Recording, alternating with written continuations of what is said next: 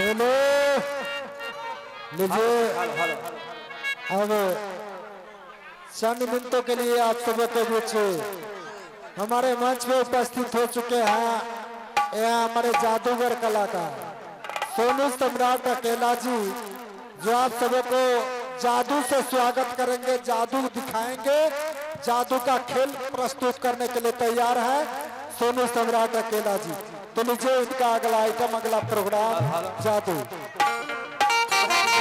Hello hello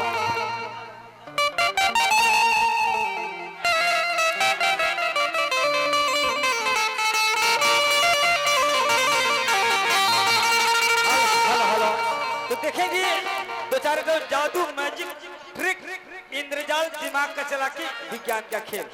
हमारे पास में थोड़ा सा दूध है और देखेंगे दूध का चमत्कारी। ये दूध को हम लोग धरती माता को दे देते हैं और फिर दूध को वापस मांगेंगे। ये कैसे आता है देखेंगे जादू। तो सबसे पहले को जो ताली बजा दीजिए सवाल। हेलो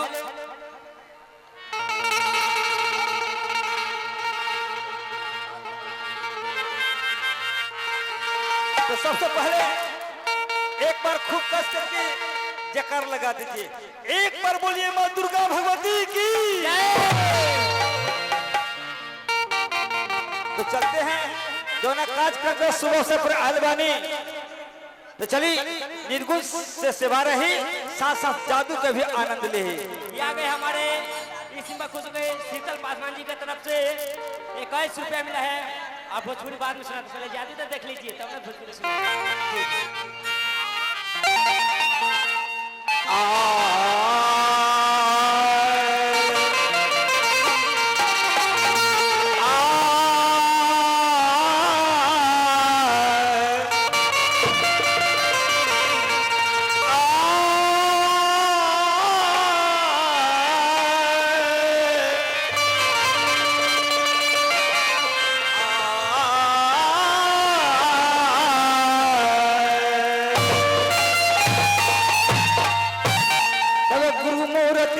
चंद्रमा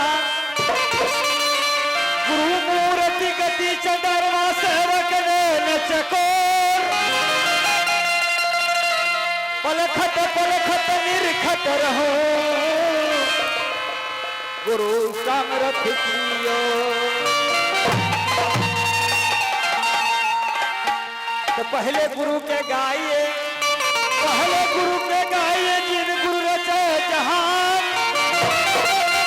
पानी से जिन पिंड रचे अलख पुरुष निर्वाण। बाबूजी कहल गइल बा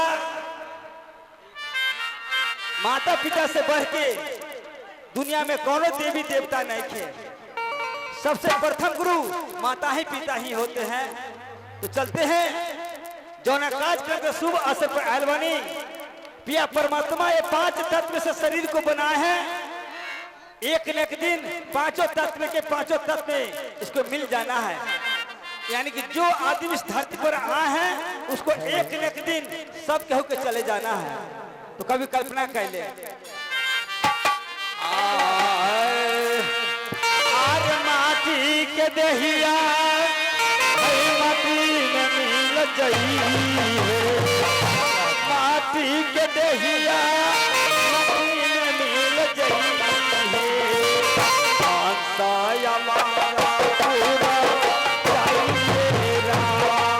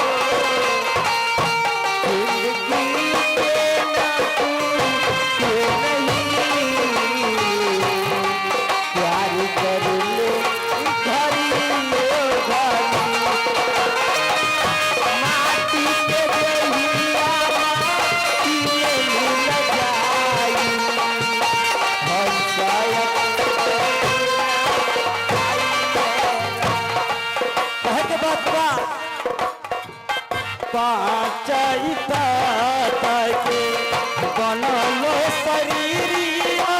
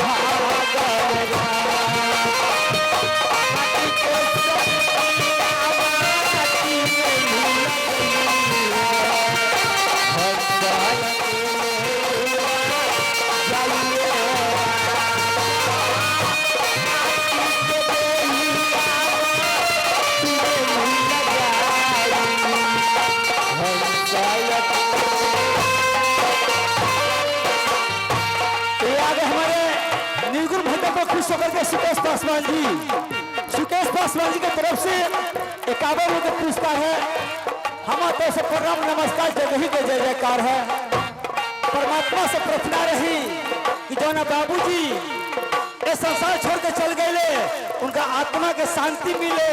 आई बाबूजी से प्रार्थना रही कि जो ना बाली फुलवारी लगा करके रहुआ चल गई नी बाली फुलवारी के अच्छा ढंग से रहुआ सिंचाई करते रही। कहते कबीर सुनो भाई साधो परम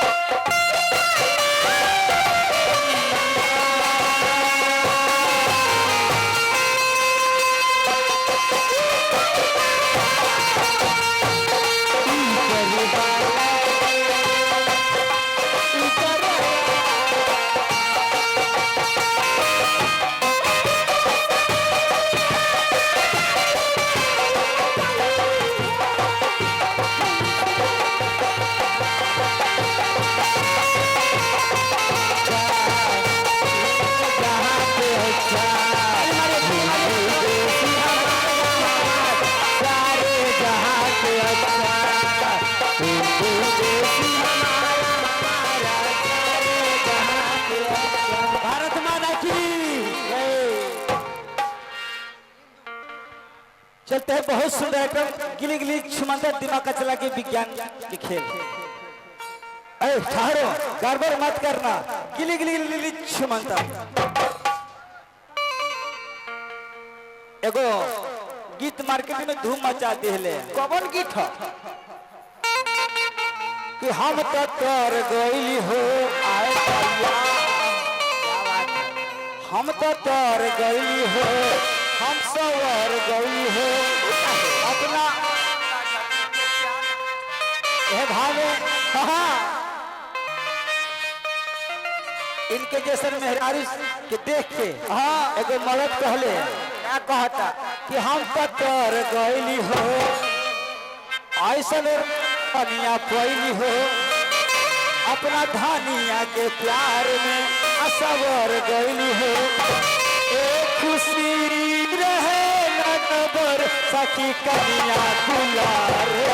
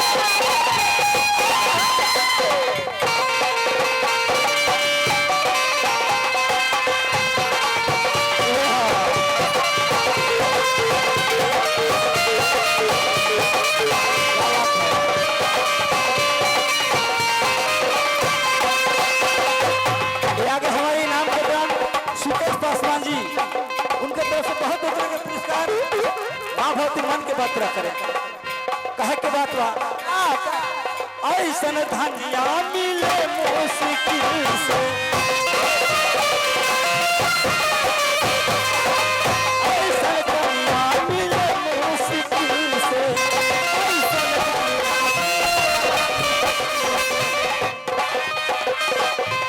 ऐसन धनिया मिले मुश्किल से दे हम जात होई दिल से।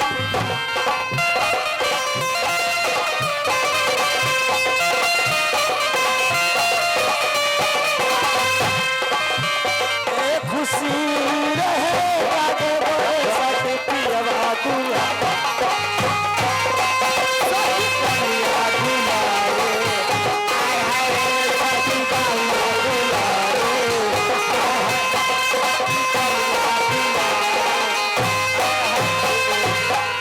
देखेंगे बहुत सुंदर आइटम गिली गिली गिली छुमंदर दिमाग का चलाकी और विज्ञान का खेल।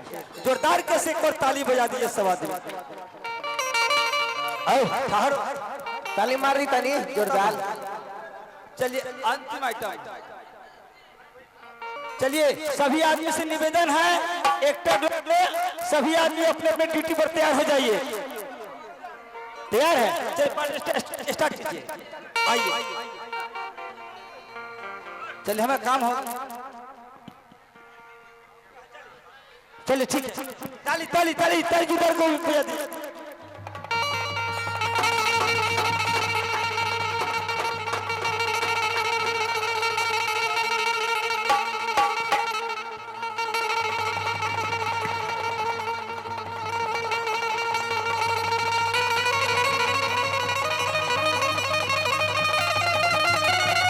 ताली बजा दी ताली जोरदार वाह।